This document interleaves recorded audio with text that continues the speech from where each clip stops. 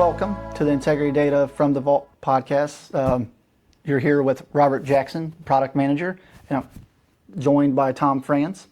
Hi, everybody. Thanks for joining us. I have the privilege of leading our customer team, so anything customer experience related rolls up to me.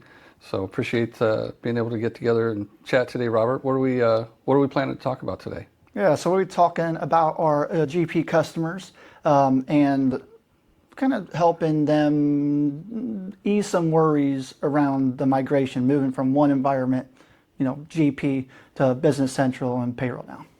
All right, Tom. So, for GP payroll admins, I feel like, there's always a feel, they kind of fear the migration process. They fear, just the unknowns of a migration like this.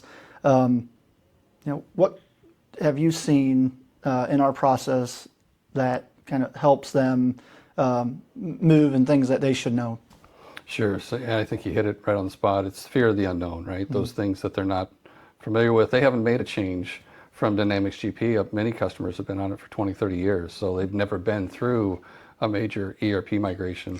Sure. And or a payroll migration. So that's the big unknown. You look into kind of those key areas that are problematic around project or data migration, customizations. Those are always the kind of the big ones that we see where there's a lot of fear and sure. Customers are worried about kind of how to move forward in those situations. Right. So I think you named three there. So for projects, for our GP customer moving to Business Central and Payroll Now, what does that look like in regards to projects in the BC Payroll Now space? Sure. So, on the Dynamics GP side and maybe other solutions as well, projects required some kind of ISV connection or something along those lines. Business Central has this concept of Business Central jobs or projects baked right in, right? So it's all tightly coupled into the financial backend, GL, and so on. And our payroll product, Payroll Now, fits right into that mix and integrates tightly so that your payroll costs end up booked against the project just natively. There are still some great ISV products out there that take that, Business Central jobs and extend it further, kind of put a front end on it for those, especially on the staffing side. But there's a lot of opportunity out there for just using the out-of-the-box Business Central jobs functionality with payroll, and it all, like I said, costs back to the project just fine. Right. So in a situation where a customer had these requirements on the GP side, they likely would need to contact an ISV, and purchase a product or buy a customization. Now in the new world with Business Central, it's just out of the box there. There's no worries. Exactly. Much of it is. So it's a great foundation for project reporting right inside of Business Central that again those ISVs can build on when necessary. But Business Central in general is very extensible in a lot of ways. So you're right on that. I think that goes right into the next point on customizations. Mm-hmm. You can probably speak to the extensibility model of Business Central in terms of what we can do from an engineering perspective. Right. So there's a lot of things that we can do in Business Central and Payroll Now that we were not had flexibility to do in GP. Just the fact that the platform is online, mm-hmm. so we have access to everybody's kind of environments. Sure. In a way that we didn't have it in the GP space, makes everything kind of more convenient, highly secure because you have it's based on the Microsoft platform. Yep. In Azure environment, so we have all the security compliance, SOC 2 requirements, all of that's there. Right, we don't even think about it. It's there. It's in the platform, all backed by Microsoft. That's really does empower our team to provide the best services available technology-wise to our customers. Yeah, and then you stack on top of that the configuration that's available inside of Payroll Now for custom calculations, especially.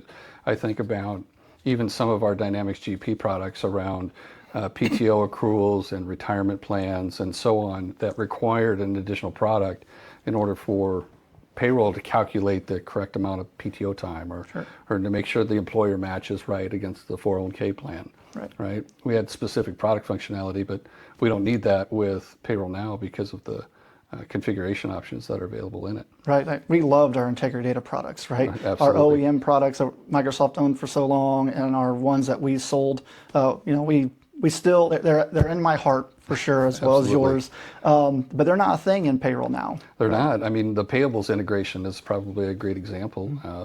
Payroll integration to payables was, something that one of our first products that we put out way back when you and I first here at Integrity, and that's just available in Payroll Now. It's just there, right? Yep. You don't have to add an additional product or purchase additional functionality. It's just part of the core package. Right. Yep. Email Suite is another product that's been on the GP side was kind of revolutionary. For now, that's almost an older type of approach. You can still send emails, but there's employee self-service most customers are kind of going to. But the Email Suite functionality, is kind of already just baked in to Payroll Now and Business Central. It's not outside of, it's built in, it's part of it. Yeah, and maybe you can speak to this a little bit. I think it leads right into it. I think when we decided to take Payroll Now to market, we had those GP customers in mind, and we thought about what their experience is in Dynamics GP and how we want to kind of maintain the best parts of that as we go into, a cloud computing world with Business Central. Yeah, so I think, looking back, the GP market, they're so used to having payroll just embedded into the ERP platform. Okay, there are other payroll solutions out there that are outside of it, but for our GP customers specifically, I think a big piece of the value is that it's integrated. When you go through GP, you don't know the difference between where you're at on core GP functionality to payroll to even integrity data products for the most part. It's just kind of seamless. Business Central Payroll Now we're doing that same thing. It's integrated even more so across the board. It's one seamless product on the Payroll Now ERP system. I think that's a big value add to our customers. I agree too. I mean, we definitely blur those lines between what is out of the box Business Central functionality and what is Payroll Now. And I mean, you can look up a GL account right from a Payroll Now configuration screen, and you can't tell that it's any different than if you were in a different module, whether it's the jobs, Business Central jobs or AP, AR, sales invoicing, all of that. It just all feels like one application, and that's true with Payroll Now as well. So Tom, earlier we kind of went through some of the fears that customers had, specifically GP customers, on migrating. A big part of the migration is data, right? Absolutely. Customers have been in GP for 20 plus years. They have a significant amount of history and data there, and they have fears about just how to get from point A to point B. Can you kind of elaborate on what we do to help with that? Sure, absolutely. I think that one of the biggest fears we hear, especially from that person in payroll that's responsible for making sure that everybody's check is right. First time. Yeah, right? That making sure that first payroll check is out right, on time, accurate numbers, taxes are correct, and all of that is mandated by making sure the data that comes in is right. You got to make sure the W-4 withholding's correct, the deductions are all in there, employer benefit matching and taxes, all of that matches up. So we've done this a time or two, right?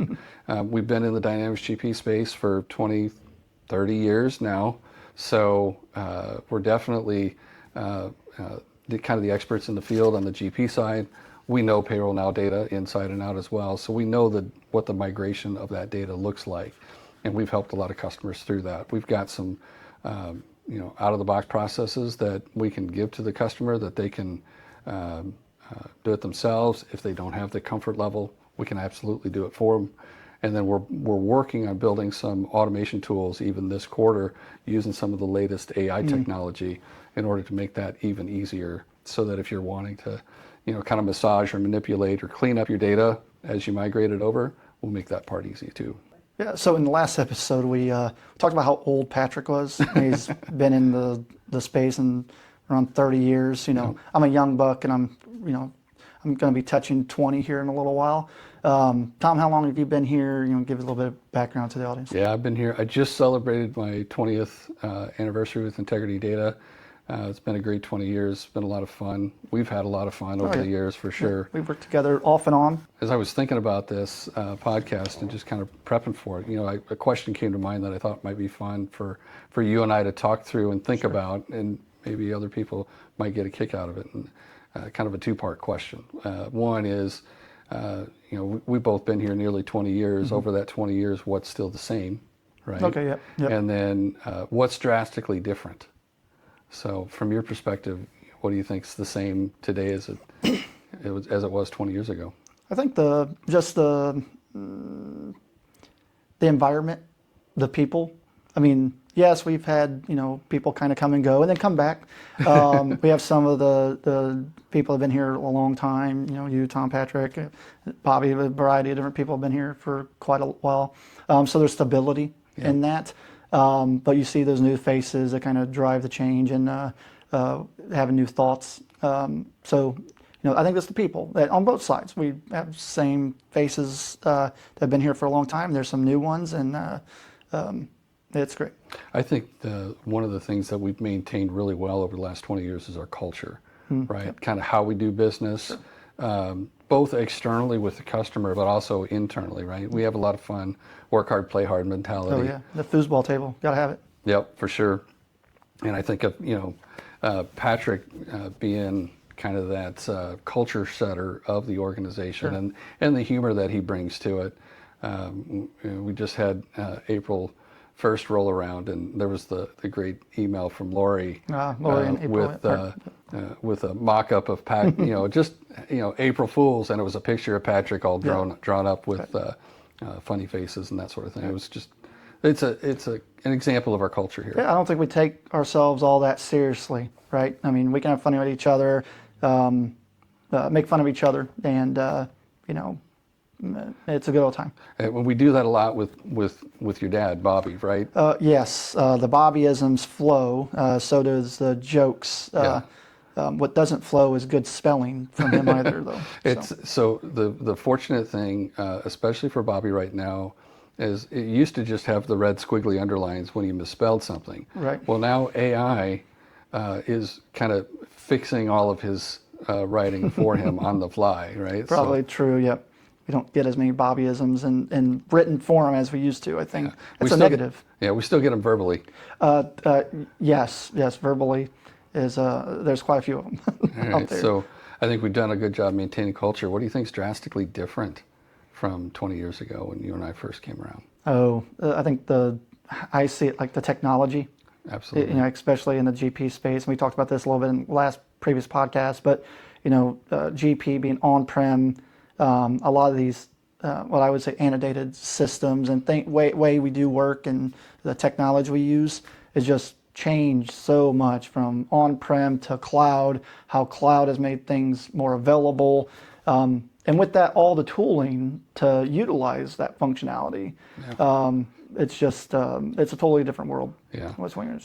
I've mentioned AI a couple times. I think it's a kind of a big deal here at Integrity Data. We're really focused on it. But what's AI doing right now in the product space or in our engineering, our day-to-day engineering tasks? Yeah, so we use AI, in just doing our work. So AI can write code. It helps us do our automations, whether it's help with building out test suites. We can kind of use it as a sounding board, which I really like. So, hey, I have this idea. Here's maybe the code set. What do you think?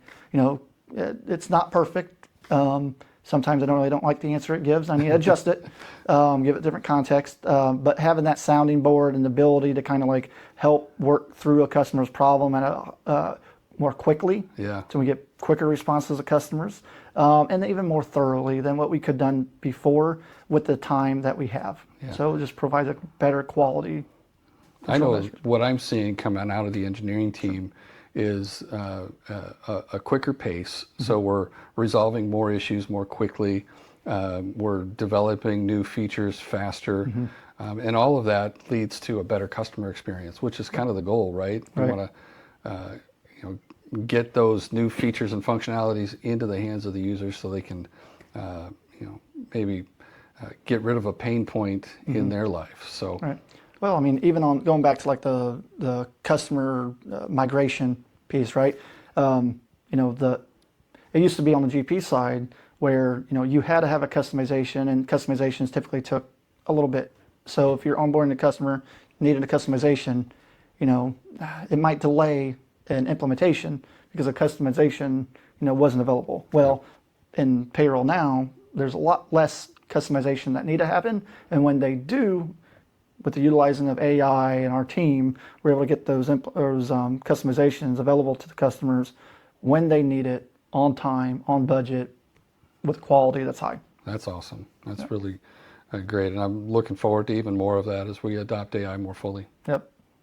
All right. So, Robert, maybe you can kind of wrap things up and help the folks watching understand what they could do next. Right. So we talked about customizations. That's less of a worry now with how BC and Payroll now function. BC projects kind of resolves a lot of that project worry. And we have a bunch of tools to get your data moved from one spot to the other. So, if you have other concerns, other fears, please reach out to us. We've been in the market for going on 30 years now. A lot of experience. We understand your business. We understand the GP customers and how Business Central and Payroll Now will, make the next 20 years of payroll. Those checks will be on time, and the government always get their money. So Yeah, for sure. And the government getting their money, that's pretty important when you think about penalties and interest when it's not timely filed. the tax guy.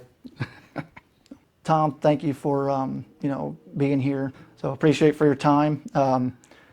This is the Integrity Data from the Vault podcast. Till next time.